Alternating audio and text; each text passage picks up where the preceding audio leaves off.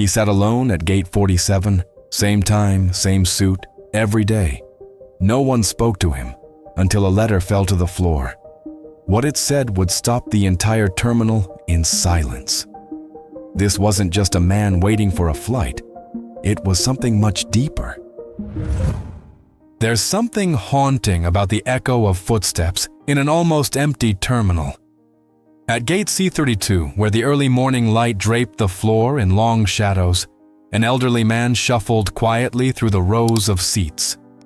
No one looked up, not the businessman pacing on his phone, not the young mother rocking a baby, not even the airline staff glancing over their check-in monitors. But he noticed them. He noticed everything. Harold Bennett, 82, wore a crisp but worn-out suit, the kind a man saves for special occasions. A faded boutonniere, white rose, slightly wilted, was pinned to his lapel. His shoes were polished but cracked at the seams. His eyes, however, were sharp, ocean blue, filled with stories, pain, and a waiting that had weathered time. He moved slowly, favoring one leg, and sat near gate 47, always gate 47, his back perfectly straight, posture proud. In his trembling hands he held an envelope, cream-colored, stained slightly at the edges. The writing on the front had faded, but he still ran his thumb across it like one would touch the photo of a loved one long gone. For the 6th morning in a row, Harold had shown up just after sunrise. Same seat, same suit, same silence. And each day he watched the flights come and go, never boarding, never speaking. He wasn't lost, he wasn't confused, he was waiting. "Do you think he needs help?" whispered a janitor to a gate agent nearby. The agent barely glanced. "He's here every day, just sits, never says a word." Harold heard them. He always heard them. But he didn't react. Instead, he opened the envelope just slightly, peeked inside, then closed it again. There were no electronics in his pocket, no phone, no wallet, just that letter and a pocket watch. He glanced at once every hour, even though it hadn't worked in years. The airport staff had started calling him the Ghost. A pilot passing by one morning even joked, "Maybe he died here and doesn't know it." But Harold knew where he was. Every polished floor tile, every gate sign, every announcement over the speakers, he knew them better than anyone. This place wasn't his prison. It was his altar. He watched the passengers, couples kissing goodbye, families reuniting, strangers crying softly into coffee cups. Each scene triggered something behind those quiet eyes, something tender, something broken. Just after 9 a.m., a child dropped her toy near Harold's feet. He bent slowly, picked it up, and handed it to her with a smile. The mother said thank you, politely, then moved on without a second glance. He sighed. Another hour passed. The gate agents changed shifts. A young woman named Julie took her place behind the counter at gate 47. She noticed him. She always did. There was something dignified about him, something out of place, like an old painting in a fluorescent-lit hallway. "Morning, sir," she said gently. Harold nodded but didn't speak. Julie hesitated. "Waiting for someone?" He looked at the gate screen, which now read Flight 292. Delayed, then back at her. "Yes," he said quietly. "Just waiting." His voice was calm, weathered, like the sound of a record spinning under a needle too long. She smiled softly, but the line of passengers grew, and she had to turn her attention away. That was always the moment, when people noticed briefly, and then moved on. But today, something was different. Today, Julie would remember his name. Gate 47 wasn't just another departure point on the terminal map. To Harold Bennett, it was sacred ground. Every morning he arrived before the first coffee carts rolled out, before the cleaning crews even finished their sweep. He always chose the same seat, Third row, second chair from the left, right beside the window. From there, he could see the jet bridge, the tarmac stretching out like a gray river, and the sky beyond it. Always changing, never the same. Julie had seen him in that seat dozens of times, but today, after hearing the word waiting, her curiosity grew like a whisper that wouldn't quiet down. She kept glancing at him between announcements. Something about the way he clutched that envelope so tightly, like it held his whole life inside. The airport bustled as usual. People in suits rushed by. Teenagers in oversized hoodies scrolled on their phones, and families wrangled carry-ons like puzzle pieces. But Harold didn't move. He barely blinked. Just watched, waited, held the letter. Julie turned to a fellow agent, Marcus, who had been at the airport for over a decade. "Hey, what do you know about the old man at 47? Marcus shrugged. "Been here for a week straight. Always early, never boards, doesn't talk much. Did anyone check if he's okay? Like, really okay?" she asked. "He's not bothering anyone," Marcus replied, more distracted than concerned. "Let the man sit." But Julie couldn't. Something in her gut wouldn't let her. Around noon, Harold reached into his coat pocket and pulled out an old pocket watch. The hands hadn't moved in years. Still, he opened it, stared at the time, 10:17, and then gently closed it. Then his fingers ran over the envelope again. Julie took a quick break and walked by him casually, pretending to adjust the seats nearby. As she passed, she caught a glimpse of the name on the front of the envelope. Claire Bennett. She stopped for half a second, then kept walking, heart ticking just a little faster. "Claire," she murmured under her breath. The name hung in her mind like a melody she almost remembered. Back at the counter, she searched the flight logs for anyone named Bennett. Nothing for today, nothing for the past week. Maybe this Claire never intended to fly at all. Harold shifted in his seat. His eyes drifted to a little girl hugging her grandmother goodbye. A smile flickered across his lips, then faded. Behind the counter, Julie made a decision. She printed a coffee voucher from the terminal's system, walked over, and knelt beside Harold. "Sir, would you like something warm to drink?" He looked up slowly, as if her voice had taken a moment to reach him through thick fog. "No, thank you," he said, kind but firm. Then, after a pause, "I'm waiting for someone." Julie nodded gently. "Of course. I hope they come soon." Harold's eyes softened. "So do I." He returned to the window. Julie returned to her post. But just before she sat down, she glanced back and saw it happen. Harold, moving carefully to retrieve something from his coat, accidentally dropped the envelope. It landed face down beside his shoe. He didn't notice. Julie hesitated, then walked slowly over, picked it up. She meant to hand it right back. But when she turned it over and read the handwritten words on the back, her breath caught in her chest. It wasn't just a name, it was a message. "I forgive you, Dad. I'll be waiting at gate 47. Julie stood frozen, the envelope trembling slightly in her hand. The words echoed in her head. "I forgive you, Dad. I'll be waiting at gate 47. She turned toward Harold. He hadn't noticed the letter was missing.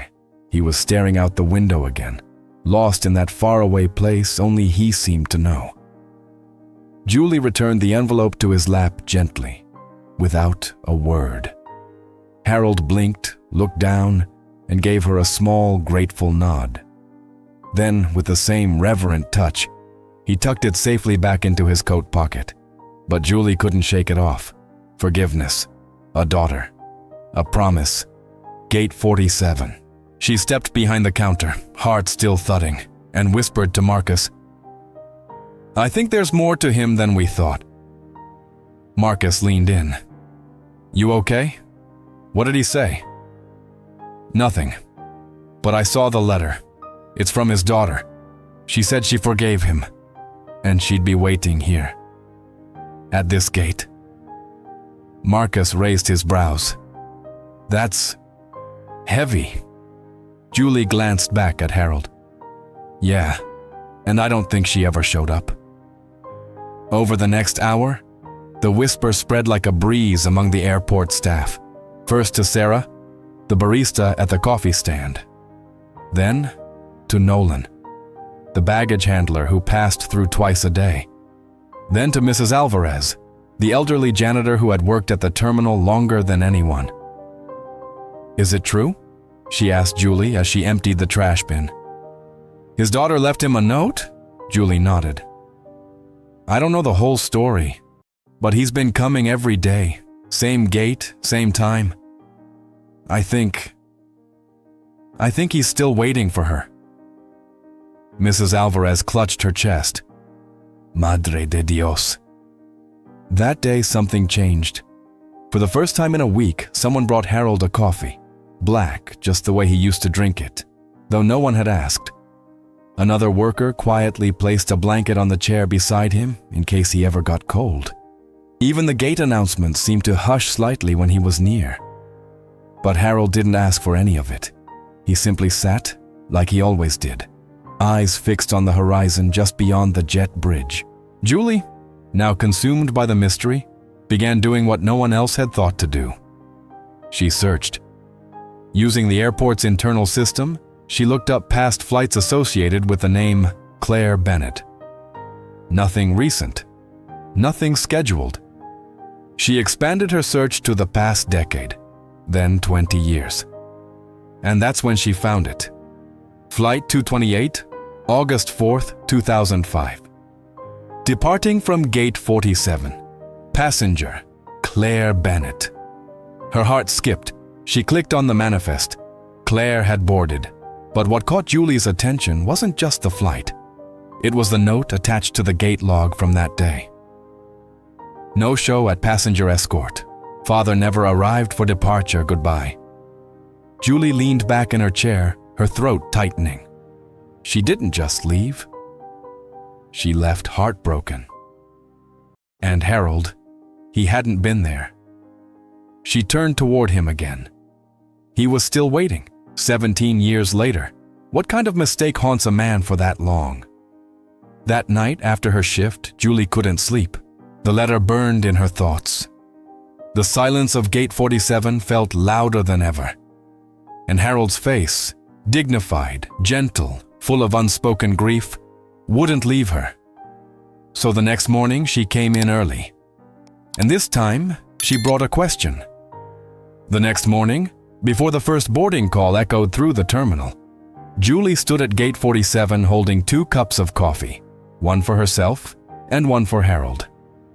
She spotted him immediately, already seated in his usual spot, as if he had never left. The envelope was back in his hands, the crease of its fold worn soft by time and fingers that refused to let go.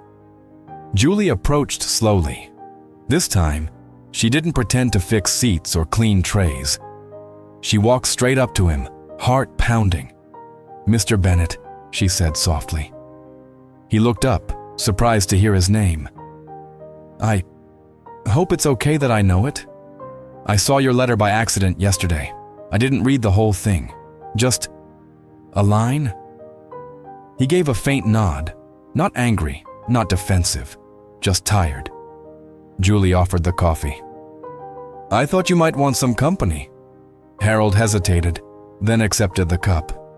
"Thank you." There was a long silence between them, filled only by the hum of distant baggage belts and the soft beeping of carts passing by. Julie sat beside him. "Claire, was she your daughter?" Harold stared ahead, as if looking at something far beyond the glass. "She was my everything." Julie waited. Finally, he spoke. "She left for college in 2005. We had a fight the night before her flight. Stupid things. I told her I couldn't take her to the airport. I was angry. She was hurt." His voice cracked. "She left without a goodbye. A week later, I got that letter in the mail. Said she forgave me. said she'd be waiting at gate 47 every year on the same day, August 4th. Julie's eyes widened. But today's not August 4th? No, Harold said. But I missed the first one. I was too ashamed. Then the second and the third. By the time I came back, she was gone. He looked at Julie, and for the first time, tears rimmed his blue eyes. So now I come every day, in case she ever comes back, in case she's watching, in case I can tell her I'm sorry. Julie didn't know what to say. The pain in his voice was so raw, so human, it swallowed the space between them. As she reached into her bag for a tissue, Harold shifted in his seat, and the envelope slipped. It fluttered to the floor like a feather, landing face up this time. The back still bore the same words Julie had seen before. I forgive you, Dad. I'll be waiting at gate 47. Julie picked it up again, more gently this time. Do you mind if I read it? She asked softly. Harold nodded. I think it's time. Her hands trembled slightly as she unfolded the fragile letter. The ink was faded, the paper thin, but the words were clear. Claire had written it with love, with grace. Her voice practically leapt off the page. She spoke of forgiveness, of understanding, of wanting her father to heal. She said she'd be at gate 47 every year on the day she left, that maybe one day he'd come find her. Julie's throat closed. She blinked hard to stop the tears. When she finished, she folded the letter and placed it back into Harold's hands. She loved you, Mr. Bennett, so much. He nodded slowly, lips pressed tight. Julie looked around the terminal, now seeing it differently, seeing it as Harold did. A shrine, a place of second chances that had never arrived. She stood. I'm going to tell the others. We're going to do something for Claire, for you. Harold looked at her, confused. What do you mean? She smiled, eyes still glistening. You'll see. And for the first time in days, maybe years, Harold smiled back. Just a little. The letter stayed with Julie all day. Even after she returned it to Harold, the words haunted her, tender, forgiving, heartbreakingly hopeful. Claire's voice felt alive in that paper. Not just a memory, but a presence. A young woman's yearning for reconciliation with the man who'd once held her tiny hand as she boarded her first school bus, and then failed to hold it when she boarded her first flight away from home. That night, Julie took a photo of the letter, carefully, with Harold's permission, and printed out a copy. She didn't want the original to be lost or damaged. Something about it felt sacred. She gathered a few staff members she trusted. Marcus, Sarah from the coffee stand, Nolan from baggage, even Mrs. Alvarez, the janitor who rarely left her cleaning cart. They all met in the staff lounge, huddled around the printed letter like it was a forgotten piece of scripture. Julie read it aloud. Claire's words floated in the air like a song half remembered from childhood. I know you were hurting, Dad. I know it wasn't really about me. I forgive you. All I ever wanted was to hear you say you're proud of me. I'll be waiting at gate 47, August 4th. Every year I'll be there, just in case you ever come back. Love, Claire. When Julie finished, no one spoke. The silence in the room was deeper than grief. It was reverence. Mrs. Alvarez wiped her eyes. That girl had a heart too big for this world. Marcus whispered, he's been carrying this guilt for almost 2 decades. Julie stood. We need to do something. Not just out of pity, but because she asked him to come back. And he did. Every day. Sarah raised her hand timidly. What if we made August 4th happen again? Nolan nodded. Recreate it. The gate. The flight. Everything. Julie's heart raced. A reenactment? No, said Mrs. Alvarez, stepping forward. A farewell. The one they never got. That night, the plan was born. They worked in shifts, quietly, secretly, crafting something beautiful from memories and schedules. and a letter that had survived the weight of silence. They pulled old airline signage from storage. Julie found the original flight number, Flight 228, and requested a digital recreation for the gate display.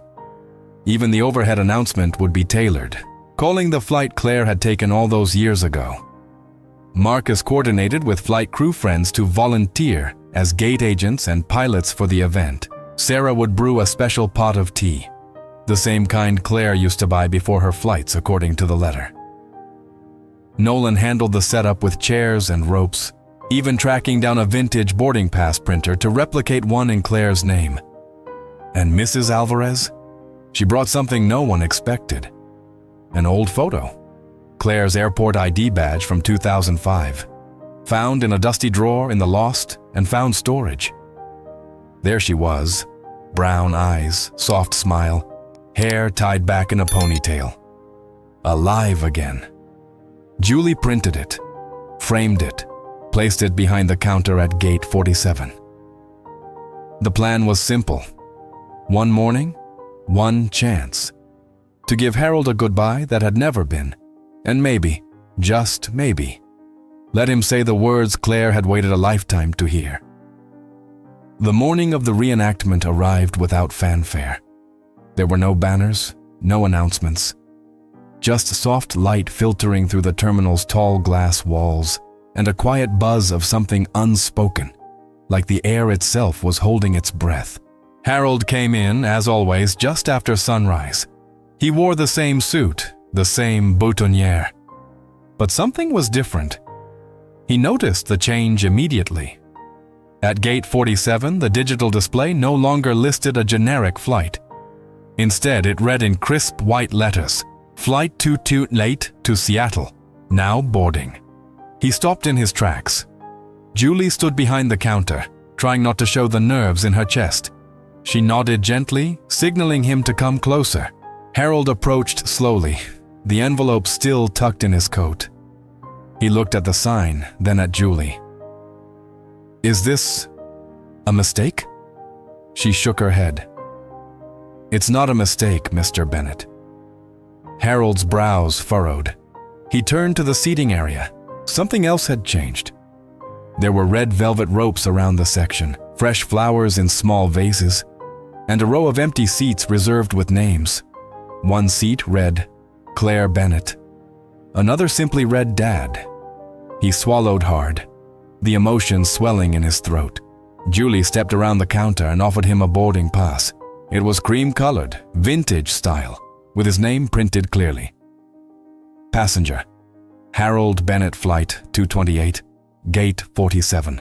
Departure, 10:17 a.m. He took it with shaking hands. "Why are you doing this?" he asked softly. Julie smiled. "Because someone waited for you, and we wanted you to know that she's still here. In some way." Harold looked down, blinking back tears. He walked slowly to the seat marked Dad and sat. Around him, the terminal seemed to fade into something else. A memory, a dream. A moment stretched across time. The clock ticked. Memories returned, not in flashes, but in sensations. The smell of Claire's favorite cinnamon gum. The sound of her laugh as she practiced boarding announcements in the living room as a little girl. The way she hugged him too tightly before her high school prom, afraid to grow up too fast. He closed his eyes, and then he heard her voice again. Not real, not physical, but deeply present. "It's okay, Dad. I knew you loved me. I just needed to hear it." Julie stood beside him now, hands folded. "We recreated everything as it would have been," she said. "The time, the flight, the gate, even her tea." She handed him a warm cup, green tea with honey and a slice of lemon. Claire's favorite. He held it like it was made of glass. "I missed it," he whispered. "I missed her." "No," Julie replied. "You came back. That matters more than you know." Harold looked around. Other staff members had gathered silently at a distance, not to intrude, but to bear witness. Marcus, Sarah, Nolan, even Mrs. Alvarez with the framed photo of Claire in her hands. And then, as the clock struck 10:17, Julie stepped forward. "It's time, Mr. Bennett." Harold stood, walked toward the gate. Julie opened the small terminal door as if he were boarding the flight himself. But instead of walking through, Harold turned and faced the group. He pulled the letter from his coat and unfolded it with care. Then, with a trembling voice, he read Claire's words aloud for all to hear. Harold's voice trembled as he read the letter, yet each word rang clear through the gate area. The terminal, usually buzzing with announcements and idle chatter, fell into an almost sacred silence. "I forgive you, Dad. I know you were hurting. All I ever wanted was to hear you say you're proud of me. I'll be waiting at gate 47. When he finished, there was a stillness, a pause, as if the world had stopped moving just for a moment to let those words settle. Julie felt it. Everyone around them did. Something in the air had changed. Harold folded the letter back with reverence and held it against his chest. He didn't cry. Instead, he stood straighter. His eyes, which had long seemed lost in the past, now looked forward, if only slightly. There was peace in his face. A quiet release. Julie stepped closer. "You gave her what she needed, Mr. Bennett." He nodded, voice almost a whisper. "And maybe what I needed too." The group of airport employees, once strangers to him, now watched not with curiosity but with respect. Sarah approached him first, offering a gentle hand on his shoulder. "You honored her in the most beautiful way." Mrs. Alvarez, still holding the framed photo, handed it to Harold. "She would have been proud of you today." Harold took it slowly. "Thank you," he whispered, gazing at the image. "You all gave me back something I thought was gone forever." Julie looked around and noticed something she hadn't expected. Passengers were watching too. Travelers who had wandered into the moment by accident, some wiping away tears, others holding their loved ones a little tighter. A young man leaned over to his father and whispered, "I'm sorry for earlier." An older couple nearby held hands in silence, their eyes fixed on Harold. Gate 47 had become more than a place. It had become a moment, a message. As the day moved forward, Harold remained for a while. He didn't rush. He sipped the tea Claire used to love. He watched a plane taxi slowly across the runway and smiled. But eventually, he stood. He walked to Julie, placed the photo gently on the counter and said, "Keep this, so no one forgets." "Are you leaving?" she asked. He looked toward the exit, the light pouring in from the terminal doors. "I think it's time." Julie's heart twisted. "Will you come back?" Harold looked over his shoulder, gave a soft smile. "Not every day, but I think she knows now." As he walked away, the staff watched him go, silent, changed. Marcus turned to Julie. "Think he'll be okay?" Julie nodded. "I think for the first time in years he already is." And long after Harold had gone, something lingered at gate 47. Not just a memory of a man waiting for forgiveness, but the reminder that love, even when delayed, can still arrive right on time. A week later, gate 47 didn't look like an airport terminal. It looked like a memory brought to life. Julie and the staff had gone beyond just a symbolic gesture. They recreated everything. The exact gate layout from 2005, complete with old signage, seats rearranged to match the archived gate footage, and even the ambient music from that era playing softly in the background. But most importantly, they recreated the scene for Harold, not as a performance, but as an offering. Julie had convinced him to come back one last time. When he arrived, something in his step had changed. It was still slow, still careful, but lighter, like he'd left some of the weight behind. He stopped short when he saw the setup, the Flight 2128 sign, the faux check-in desk. The gate agent, played by Marcus, calling out, "Now boarding! Final call for Flight 228 to Seattle." Harold stared. For a moment, he didn't breathe. Then he whispered, "This is exactly how it looked." Julie stepped beside him. "We found some archived photos. We did our best." He turned to her, eyes wide with emotion. "You didn't have to." She gently cut him off. "Yes, we did." They had even created a passenger manifest. One boarding pass in particular sat waiting on the counter. Claire Bennett. A folded letter, addressed simply Dad, was placed beside it. Julie had written it, based on the real one, imagining what Claire might have said if she had been able to wait at the gate that day. Harold approached the counter. He reached out and took Claire's boarding pass in his hand.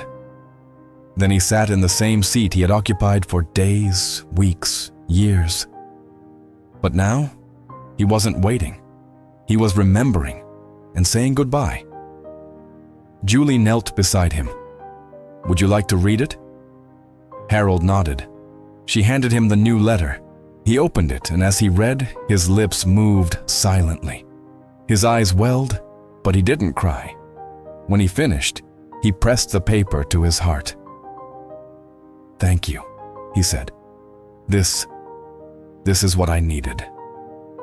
The staff gathered nearby, not intruding, just witnessing. Everyone understood this wasn't just about Harold and Claire anymore. It was about every person who'd ever missed a chance to say goodbye. Every person who'd carried regret into the next chapter of life. Julie handed Harold a small box. Inside was the framed photo of Claire, restored and cleaned, now adorned with a small plaque that read, "Claire Bennett, loved, missed, forgiven." He stared at it, then looked out at the runway. "I'm ready," he said. Julie helped him stand. He walked to the gate door, paused, and turned. "Don't ever think it's too late," he said to no one in particular. "Love has no schedule. It just waits." And with that, Harold walked through the gate, not to board a plane, but to finally move forward. Harold stepped through the gate and into the quiet corridor behind it. Not toward a plane, but into a space the staff had prepared just for him. They had transformed the hallway into a reflective gallery. Photographs of fathers and daughters at airports, handwritten notes from passengers over the years, even audio recordings of real final goodbyes from the terminal's archives. It wasn't a spectacle, it was a sanctuary. At the end of the corridor, a chair waited beneath a window, where sunlight streamed in and cast golden patterns across the floor. On the small table beside it sat a single daisy, Claire's favorite flower Julie had discovered. Harold sat. He placed the envelope on his lap, then the framed photo of Claire beside it. He didn't speak for a long while. And then, when the silence had stretched far enough, he opened the envelope one final time. This time, it wasn't just Claire's letter inside. It was his. He had written it that morning. His hands were steady as he unfolded it, and in a clear, resonant voice, he read aloud, "Dear Claire, I have waited for years to find the words, to ask your forgiveness, to say I'm proud of the woman you became. But the truth is, you already forgave me. You are braver than I ever was. I hope this message reaches you, wherever you are, and I hope you know that I never stopped loving you. Not for one day. I am sorry, and thank you for waiting." He folded the letter gently and placed it beside hers. Then, with trembling fingers, he took the pocket watch from his coat. It still read 10:17. He smiled at it. "You can stop now," he whispered. "She knows." And for the first time in decades, he let it go, set it down on the table, left it there. Julie, watching from the corridor entrance, wiped her eyes. She didn't move. She didn't want to interrupt. When Harold finally stood and turned back, he looked lighter, his steps more sure. He wasn't walking away from grief. He was walking toward peace. Back at Gate 47, The staff welcomed him with quiet nods. No applause, no words, just presence. Julie approached. "How do you feel?" Harold smiled gently. "Like I finally boarded the flight I missed." They walked together to the main terminal doors.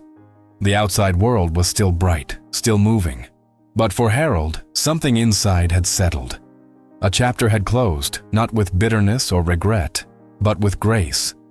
Before leaving, he turned to Julie one last time. "You gave me back my daughter," he said. Julie shook her head. "No, Mr. Bennett. She was always with you. We just helped you see her again." He smiled, placed his hand over his heart, and stepped out into the day. Days passed. Then a week, and Harold Bennett never returned to Gate 47. At first, the staff waited, expecting to see his familiar silhouette moving slowly through the terminal, hands folded over that cream-colored envelope. But he didn't come. Not on Monday, not on Friday, not even on August 4th.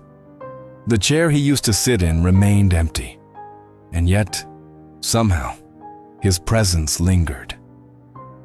Julie checked the system. No new boarding passes, no activity under his name. She even called a local care facility where he once mentioned receiving mail. They said he'd quietly checked out. No forwarding address, no contact. Just gone. At first, they feared the worst. That maybe Harold had passed quietly, now that his soul had found peace. But then, on the 10th day, something strange happened. Julie arrived early for her shift and found a small envelope taped to the inside of the counter at Gate 47. Her name was written in delicate cursive on the front. She opened it with shaking hands. Inside was a note. "Julie, thank you for giving me back the words I never said, for giving her a voice again, for helping me board the one flight that mattered. Don't wait too long to forgive someone. Love, Harold." And beneath it, a key. Attached was a tag that read, "Gate 47 Fund, for those still waiting." Julie's eyes filled with tears. She discovered Harold had left behind a donation, a substantial one, enough to start a small support program at the airport for travelers stranded, elderly passengers alone, and reunions delayed by time and circumstance. A quiet corner of the terminal was dedicated in Claire's name. A single chair by the window, beside a small plaque. "For those waiting to be forgiven." Or to forgive. Travelers stopped there often. Some left notes, others sat in silence, but many, many more left changed. Julie still works at Gate 47, but things are different now, more intentional, more human. She keeps Harold's letter in a drawer, and every August 4th, she places a daisy by the chair. Because love doesn't always arrive on time, but when it does, it still has the power to heal. Some stories stay with us long after they're told, not because they were perfect, but because they were honest. Harold Bennett wasn't a hero. He was a father who made a mistake, carried it for decades, and found a way to make peace. And in doing so, he gave something to everyone around him. A reminder that it's never too late to forgive, to speak, to return. Maybe you've missed a goodbye. Maybe you're still waiting for a call. Or maybe, like Harold, there's a letter you never sent. So here's a question for you. Who would you write to if you knew they'd be waiting at Gate 47? Let us know in the comments. Your stories matter, and they might just inspire someone else to make that call or write that letter. If this story touched your heart, consider clicking the Super Thanks button to help support our channel and keep these stories alive. Don't forget to subscribe and turn on the bell so you never miss a journey like this again. And if you haven't already, make sure to watch the video that's appearing on your screen right now. It's another unforgettable story that will stay with you long after the credits roll. Thank you for being here. And remember, love doesn't follow a schedule, but it always knows the way home.